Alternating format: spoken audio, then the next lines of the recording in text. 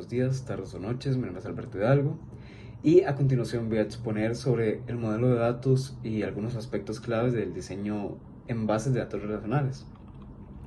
Arranco primero con el modelo de datos, que es básicamente el plano que usamos antes de construir una base de datos.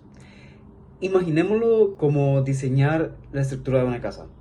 Primero hacemos los planos, qué habitaciones hay, cuánto mide, y solo después así la construimos. El modelado nos ayuda a representar visualmente los datos y las relaciones entre ellos. Eso evita que, por ejemplo, guardemos la misma información en varios lados o que la base de datos quede desordenada. Un buen modelo mejora el rendimiento, reduce errores y facilita que el equipo que trabaja en el proyecto se entienda entre sí. Algunas ideas prácticas que siempre conviene recordar es definir bien las entidades, por ejemplo, el cliente, el producto y la venta, identificar también las relaciones entre ellas, ya sea uno a muchos o muchos a muchos, y pensar desde el negocio, qué datos son críticos, cómo se van a usar en las consultas, etcétera. Tipos de modelos de datos. Aquí vamos a describir tres niveles del modelado. El modelo conceptual, que es el bosquejo del negocio. No hay detalles técnicos, solo decimos tenemos clientes, productos y ventas. Sirve para ponerse de acuerdo con quienes no son técnicos. El modelo lógico, que es más técnico y ya define atributos claves y relacionales. Es independiente del gestor de la base de datos. En esta etapa aplicamos reglas como la normalización para evitar redundancias. Y el modelo físico es la traducción a la implementación real. Aquí decimos tablas, índices, tipo de datos exactos y parámetros según lo que usemos. Un punto importante, el paso del modelo conceptual al físico protege contra decisiones prematuras.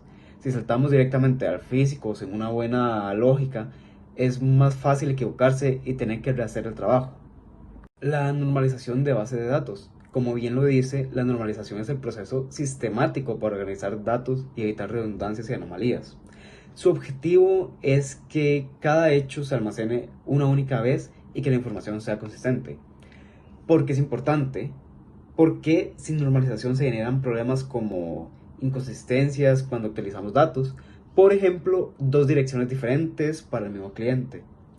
La dificultad para mantener la información y mayor uso de espacio también. La normalización se logra dividiendo tablas grandes en tablas más pequeñas y conectándolas mediante claves primarias y foráneas. Ese proceso disminuye la duplicación y facilita las operaciones de inserción, actualización y eliminación. Un pequeño ejemplo, ya que si en una tabla de ventas incluimos el nombre del cliente, en vez de una referencia a la tabla de clientes, cada vez que cambiara el nombre habría que modificar muchas filas. Normalizando la tabla, ventas solo guarda el ID del cliente y el nombre queda en la tabla de clientes. Las formas normales son niveles que nos guían en cuanto debemos normalizar. Las más usadas en diseño práctico son la 1FN, 2FN y 3FN, aunque existen superiores. La 1FN es la primera forma normal. Exige que todos los campos sean atómicos, es decir, que no tengamos listas o valores repetidos en la misma celda. Cada celda debe contener un único valor. La 2FN, la segunda forma normal, además de cumplir la 1FN, evita dependencias parciales en tablas como la clave compuesta.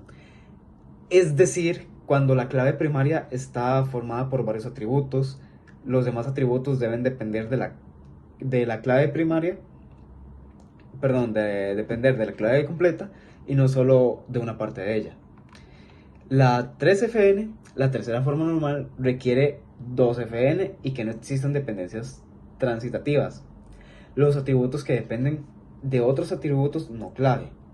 En otras palabras, cada columna no clave debe depender directamente de la clave primaria. Y las formas superiores, como la voice code, se aplican en escenarios complejos donde existen dependencias más específicas o valores multivaluados que hay que separar. En la mayoría de proyectos universitarios y empresariales, llegar a la 3FN es suficiente para garantizar un buen diseño sin complicar demasiado la consulta. Y antes del modelo relacional existen otros enfoques. El modelo jerárquico, que organiza los datos como un árbol padre e hijo. Cada registro tiene un solo padre, eso lo hace sencillo en estructura tipo árbol, pero rígido cuando necesitamos relaciones más complejas. Es útil, por ejemplo, en sistemas de archivos o XML. Y el modo de red, que surgió para ofrecer más flexibilidad. Permite múltiples relaciones entre registros, no solo padre e hijo. Sin embargo, su complejidad de diseño y mantenimiento es mayor. Ambos modelos requieren que el programador sepa cómo navegar la estructura, es decir, son más procedurales. Es decir, tiene que decirle al sistema cómo llegar a los datos y no solo los datos que quieres.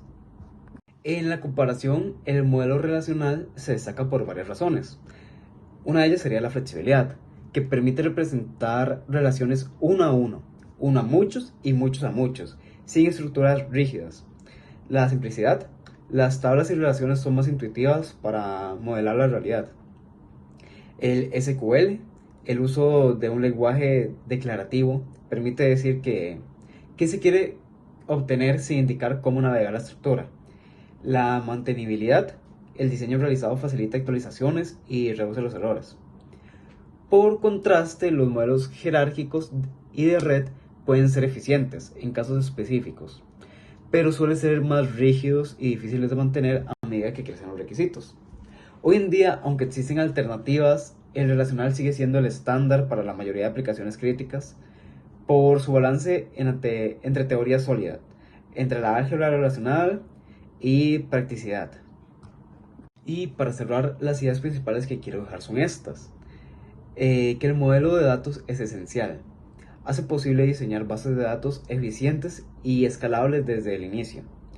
Que trabajar en niveles tanto conceptual, lógico y físico evita errores de diseño y facilita la colaboración.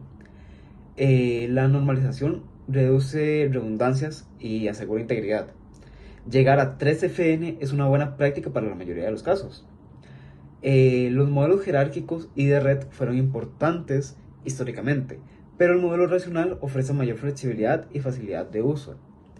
Y a pesar del auge de nuevos paradigmas, el modelo relacional sigue siendo fundamental en aplicaciones empresariales por su robustez y estandarización.